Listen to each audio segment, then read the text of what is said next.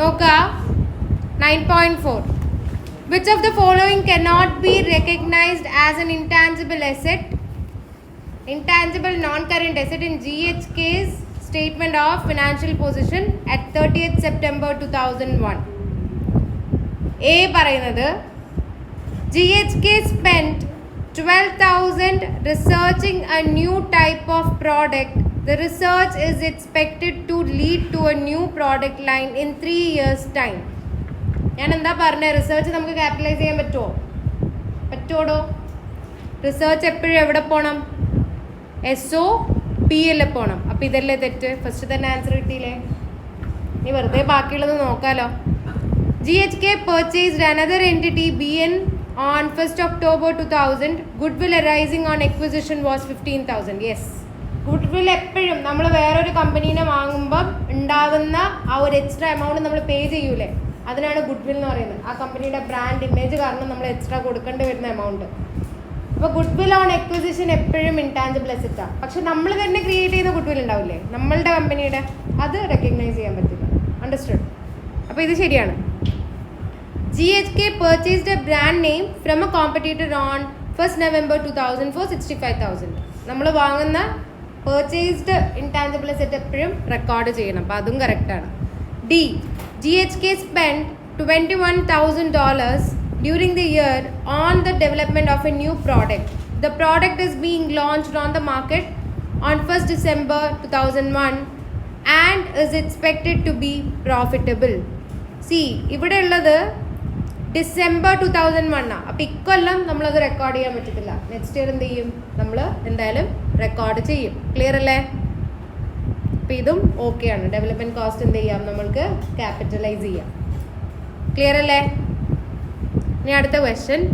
According to IAS 38 intangible assets, which of the following are intangible non-current assets in the financial statements of Lota Company? First one, a patent for a new glue purchased for 20,000 by Lota Company. Intangible ആണോ അല്ലയോ? Intangible ആണ്. Patent എന്താ? നമ്മൾ acquire ചെയ്യുന്ന റൈറ്റാണ്. Copy അടിക്കാൻ നിൽക്കാൻ വേണ്ടി acquire ചെയ്യുന്ന ആ ഒരു റൈറ്റിനാണ് പേറ്റന്റ് എന്ന് പറയുന്നത്. കാണാൻ തൊടാനും പറ്റുമോ? ഇല്ല. അപ്പം അതെന്താണ്? ഇൻടാഞ്ചിബിൾ അസറ്റാണ്.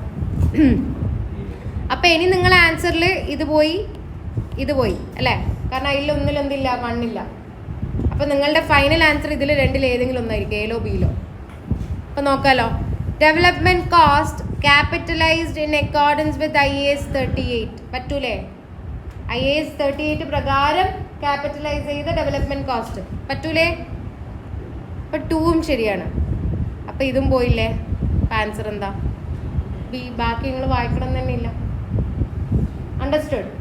അപ്പോൾ നിങ്ങൾക്ക് എക്സാമിന് അപ്രോച്ച് ചെയ്യാൻ പറ്റുന്ന സർട്ടൻ സംഭവങ്ങളുണ്ട്. ഒന്നെന്ന് വെച്ചാൽ നിങ്ങൾ ആൻസർ ഷുവർ ആണെങ്കിൽ വേഗം അത് എടുക്കുക, ബാക്കിയെല്ലാം റൂൾ ഔട്ട് ചെയ്യാം. രണ്ടാമത്തത് ആൻസർ കുറച്ച് കൺഫ്യൂഷൻ ആണെങ്കിലും ഇല്ലാത്തത് ഉണ്ടാവില്ലേ, അത് ആദ്യം റൂൾ ഔട്ട് ചെയ്യാം, നമ്മളിപ്പോൾ ചെയ്ത പോലെ. ഓക്കെ? എന്നിട്ട് ഉള്ളതിലെ ഓപ്ഷൻ മാത്രം സെലക്ട് ചെയ്യാം. ക്ലിയർ? ഓക്കെ അല്ലേ? ഇനി അടുത്തതാണേ. എന്താ പാരസെറ്റമോളിന് ഒരു പവർ ഇല്ലാത്ത?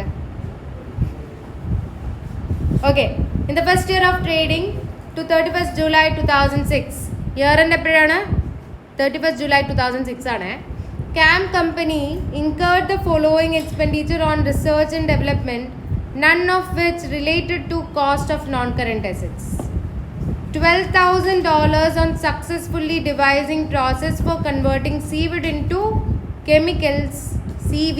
chemicals XYZ, and $60,000 on developing a headache pill based on chemical Z.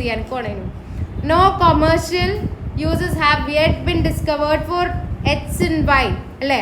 അപ്പോൾ X and Yക്ക് എന്തില്ല? യൂസ് ഇല്ല. അപ്പോൾ പൈററ്റിൽ ഒന്ന് പോയില്ലേ അല്ലേ? പൈററ്റിൽ എന്ത് ചെയ്തു? ഒന്ന് പോയി. ഇൻറ്റൻഷൻ ടു യൂസ് ഉണ്ടോ? ഇല്ല. എബിലിറ്റി ടു യൂസ് ഉണ്ടോ? ഇല്ല. രണ്ടെണ്ണം പോയി. ക്ലിയർ അല്ലേ? അപ്പോൾ ഇത് നമുക്ക് റെക്കഗ്നൈസ് ചെയ്യാൻ ഒക്കുമോ? ഇല്ല. ആ 12,000 എന്ത് തന്നെയായിരിക്കും? റിസർച്ച് ആയിട്ട് എക്സ്പെൻസിൽ SOPL പോകും. അണ്ടർസ്റ്റുഡ്? ഓക്കെ അല്ലേ? അടുത്ത ശ്രദ്ധിക്കുക. Commercial production and sales of the headache pill commenced on April 2006. പക്ഷേ മറ്റേത് ക്ലിക്കായി. അല്ലേ? ക്ലിക്ക് ആയത് കൊണ്ടാണ് എന്ത് തുടങ്ങിയത്? അവർ പ്രൊഡക്ഷൻ തുടങ്ങിയത്. എപ്പോഴാണ് പ്രൊഡക്ഷൻ തുടങ്ങിയത്? ഏപ്രിൽ 2006 ആണ്. അപ്പം എന്താ പറഞ്ഞത്? പ്രൊഡക്ഷൻ സ്റ്റാർട്ട് ചെയ്യുമ്പോൾ എന്തും സ്റ്റാർട്ട് ചെയ്യും? എമോർട്ടൈസേഷൻ സ്റ്റാർട്ട് ചെയ്യും. പ്രൊഡക്ഷൻ സ്റ്റാർട്ട് ചെയ്യുമ്പോൾ എന്ത് സ്റ്റാർട്ട് ചെയ്യും? എമോർട്ടൈസേഷൻ സ്റ്റാർട്ട് ചെയ്യും. ഒന്നുകൂടി വായിക്കാലോ. And are expected to produce study profitable income during a 5-year period. അല്ലേ? അപ്പം എന്തും തന്നിട്ടുണ്ട്, യൂസ്ഫുൾ ലൈഫും തന്നിട്ടുണ്ട്. ക്ലിയർ? ഇനി before being replaced adequate resources exist to achieve this. Okay അല്ലേ? അപ്പം നമുക്ക് എഴുതാലോ എപ്പോഴാണ് സ്റ്റാർട്ട് ചെയ്യുന്നത്, അതായത് എപ്പോഴായിരുന്നു, ഡേറ്റ് ഇല്ലല്ലോ. ഓക്കെ പോട്ടെ. നമ്മൾ ഡെവലപ്മെന്റ് കോസ്റ്റ് എത്രയാണ് റെക്കഗ്നൈസ് ചെയ്തത്? 60,000 അല്ലേ? എമോർട്ടൈസേഷൻ കാണിക്കണ്ടേ? എമോർട്ടൈസേഷൻ കാണിക്കുമ്പോൾ എന്താ പ്രശ്നം? ഏപ്രിൽ തൊട്ട് ജൂലൈ വരെയൊക്കെ ഉള്ളതേ ഉള്ളൂ. മനസ്സിലായോ? പ്രൊഡക്ഷൻ സ്റ്റാർട്ട് ചെയ്യുന്നത് എപ്പോഴാ? ഏപ്രിൽ. അപ്പോൾ ഏപ്രിലല്ലേ നമുക്ക് എമോർട്ടൈസേഷൻ സ്റ്റാർട്ട് ചെയ്യാൻ പറ്റുള്ളൂ. അപ്പോൾ April, May, June, July 4 months. മനസ്സിലായോ?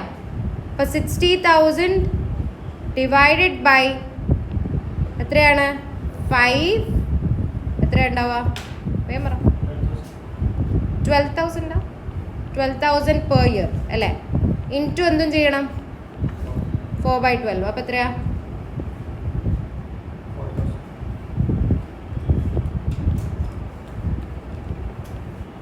ആൻസർ എത്ര കിട്ടുക?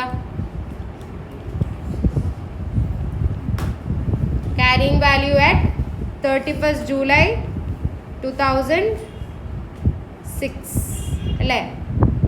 അപ്പം ബി ആണ് ആൻസർ. മനസ്സിലായോ?